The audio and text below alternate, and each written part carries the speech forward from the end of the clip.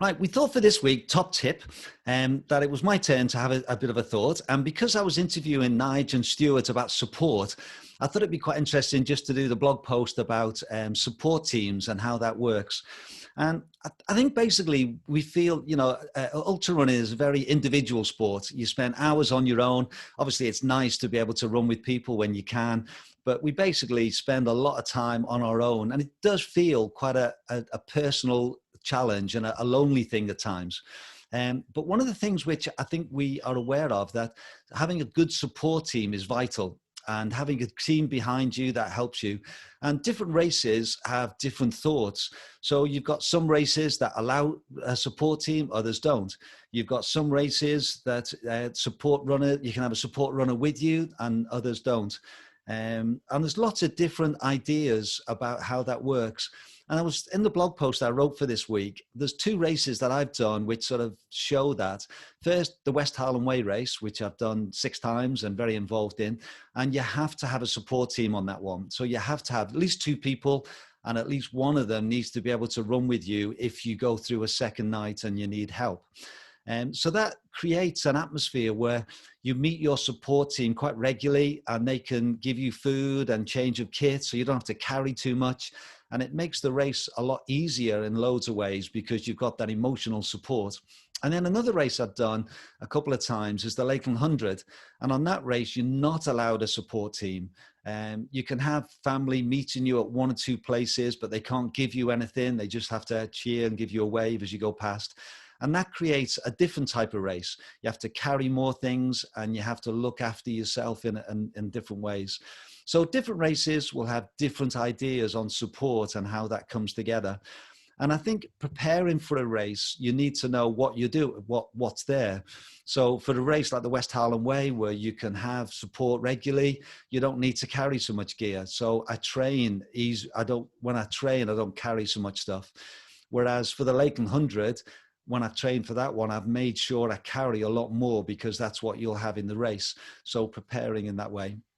And I think mentally as well, if you know that you're going to see your support team every couple of hours, every 3 hours, that can make a big difference to how you approach the race and how it goes.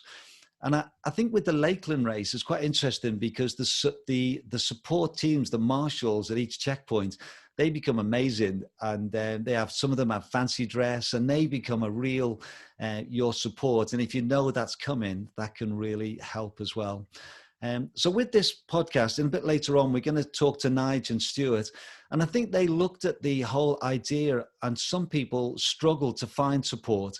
Maybe don't have friends, maybe from overseas. So they wanted to put together basically a company or a group that will help people with their support. So we'll find out more about that in a few minutes. But how about your experience of support, Eddie? Have you got any other comments you'd like to share with the whole idea of support team? Yeah, well, it's interesting. And as you said, it really varies, doesn't it, from race to race? And I like the fact that, preparation, looking to see right from the start what you're going to need. I always encourage people to carry, for their long runs, to carry their mandatory kit in their pack, because sometimes it can be a bit of a shock if you're not used to carrying quite a lot of kit. It's a very different feel to running with a lot of stuff compared to running quite light, as you can do in some races. So I think preparation is the key. And I just wanted to mention a few things about if you have got a crew, and I've done races with crew, I've done races for crewed people. I've been crewed by deeply loved ones, which sometimes isn't as brilliant as it sounds emotionally. You think, the one person that you love and trust the most is the person. Actually, it might not be the best person for you out on the trails. And I've done races where you can have a crew, and I haven't had a crew. And that's quite hard if you choose not to have a crew, or you can't have a crew. If I travel now back to England to race, I'm quite often by myself and have to crew myself. But I think as you become more experienced, it's easier as well. to work out what you need, and it's easier to complete these races perhaps by yourself. So I often say to people, it's nice to have a crew, especially in a Centurion race. You really don't have to have a crew, and you don't need a pacer. You can do these races yourself. And sometimes if you do a race yourself without a crew, a well-managed race with good checkpoints and well marked, it is almost gives you a real confidence boost on how it's because it's totally your own race. So sometimes you can throw yourself in it sometimes as you become more experienced with an ultra race. If you do choose to have a crew, it's a really good idea to get together with your crew beforehand and make sure you're on the same page. I don't know when you've probably crewed for a lot of people, John, but having a discussion with your athlete to work out what they're doing, why they're doing their race, and what they need before a race. And then they've got to hand it over to you as the crew member, and they've just got to focus on their race. You can't, that crew and that athlete can't be muddled, can it? Which is where it often goes wrong when you see it, don't you, in a car park with someone running and shouting, no, I mean, I may have experience of this.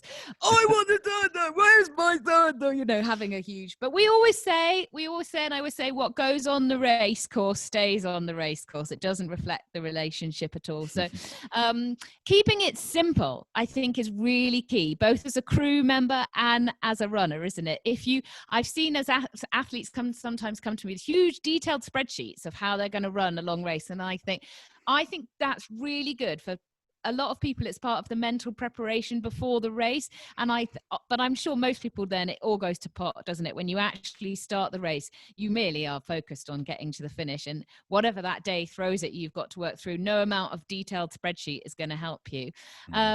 So talking to your crew before is so important, and then handing it over to your crew and letting your crew do the work, because there's only 3 things your crew really need to do for you.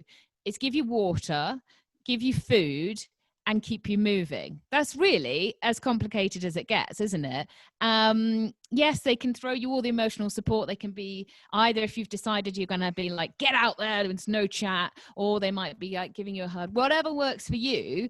But really keeping it super simple. They give you the water or whatever, electrolytes. They give you the food. They check you're okay. They tell you what's coming up, big hill, you know, or the weather's coming in, get dressed, and then they send you off.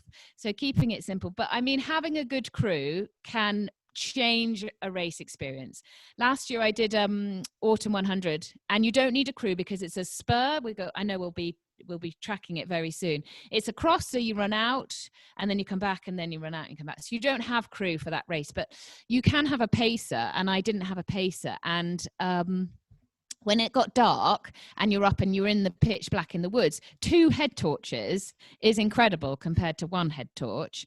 And then if your head torch dies and your spare head torch dies and you don't have a pacer and you're wandering around lost in Reading, I did wonder then, a pacer would have been really good then to get me back on the straight and narrow. So there's so many options, and that's what makes ultra running so great, isn't it? Because every race there's something different that you can do, and you can learn, and you can get involved in so many ways. And the crewing that I've done for people, you love it almost as much as racing, don't you?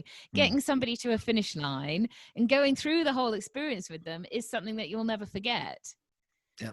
And I think obviously just from chatting there's loads of things we could talk about support, and maybe it's something we'll do in a future episode, and we could have a whole episode about support, because I think it is one of the things that we find on the West Highland Way, for example. There's a lot of comments on Facebook about people wanting advice about support. So I think that would be a good episode.